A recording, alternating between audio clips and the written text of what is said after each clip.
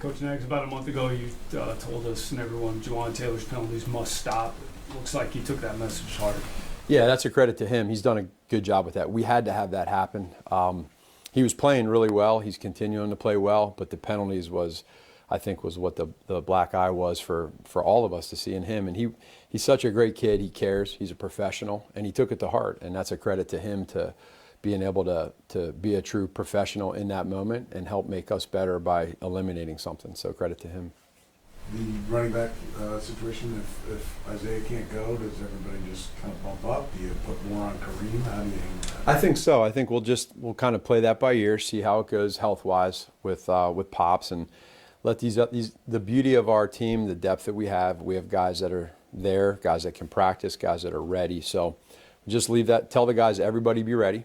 When the time comes that we know what we're going to do, how we're going to do it, we'll have a plan. And I think that's the guys that are in that room, we trust in all of them. And then when the time comes, we just go ahead and roll with those guys. I know you probably listen to the outside noise, but everybody, trade deadline. So everyone wants to talk about players and everyone wants to put a running back with you guys. But you're already over 1,000 yards, through 8 games. You get a little underrated in how you guys run the ball this year? Probably. I mean, I really like where we're at right now. I love our guys in that room. I like the identity that we have as an offense, and that's above my pay grade with how that stuff rolls and what we do. But I just know that where we stand right now, we're very, very pleased with what we have.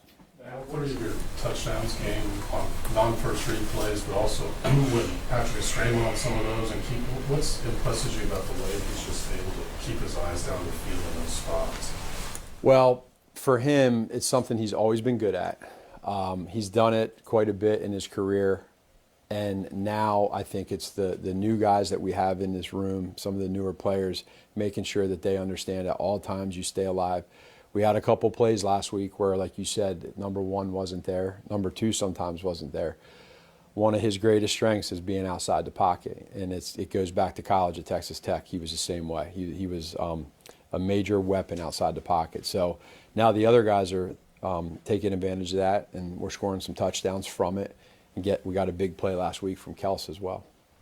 Now, when you watch this defense on tape, what is unique about them from some of the other defenses you've played?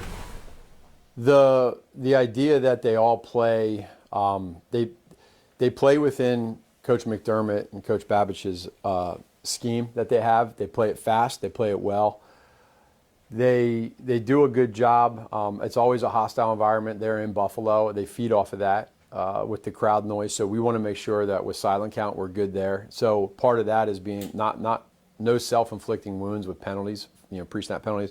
Schematically, they do a lot. They do a really good job in their zones, and then when they play man, they're super physical. They're sticky. They make you be good with releases. They make you win at the top of routes, and then they have good ball skills. So you kind of put all that together with an offense that's scoring points, and it makes it tough. Jalen, those 3 games under his belt, and, maybe the watching game might have been his most difficult one. What have you seen from him so far? What's the kind of guide to him, or at least you're grading out on him right now? Consistency. The moment's never too big. I go back to when we had that, right before the one game when everything went down with him having to go in there last minute. He never flinched. He never blinked.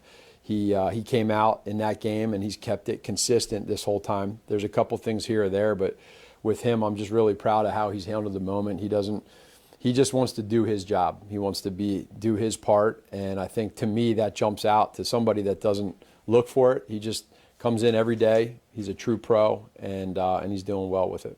When Josh comes back, is it automatic that he steps into that job, or has Jalen made that a competition? We haven't. That's again something that I have not even come across. That's with Coach and Veach. When that time comes, Josh is playing well too.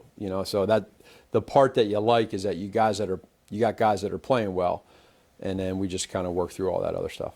You guys have done a really nice job on your offense. That you're one of 2 NFL teams that hasn't had a 100-yard rusher and a 100-yard receiver. What does it say about it? That'd be for the fantasy people. You could ask them and see what they think. We like where we're at right now. The guys don't care about the stats. I mean, you look. I don't know the numbers, but the way that we're distributing the football right now to players, what they're doing, it's. Everybody has a part in this, and nobody really cares about the numbers. We want to be efficient. I think we look at touchdown drives. We look at, scoring drives, be great situationally, red zone, third down, short yardage, fourth down. We're doing that right now. So all that other stuff is for everybody else. How much fun has this been? I mean, you guys work hard every week, but to have the payoff this season, the way this offense is looking. This has been a lot of fun. Just for me, the experiences that I've had in my career as a coach, this is up there at the top. The guys, and it's not, our record is our record. We've come together here after those first couple games, but the people that are doing it in this building together, it's everybody. And it makes you feel good when you drive in here to work every morning and you're excited about the moment to be with the guys, but you're not satisfied.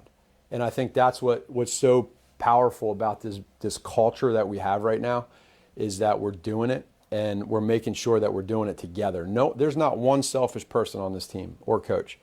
And when you win defensively, special teams, offense, coaches, the support, the fans, the city, like it's awesome. That's why we do what we do. So from the offensive side, I haven't really been a part of this before. It's a bunch of good guys playing good football. You guys have been pretty aggressive on fourth down, maybe not as aggressive sometimes on the road. How much is that a factor? Like where you're playing, you're going to be in front of a raucous crowd. You get a little... No, man. I like what you just said with the aggressive. Man, yeah, you just used it twice in there, and we got to keep that going. So making sure we're aggressive is important. And I know we've talked about it all the time. We talk about it internally, but we have to stay that way. And if you don't get it, that's okay. At least everybody knows this is how we're going to do it, and we're going to go down this way. And then when you do get it, it's just contagious. So we want to keep that going.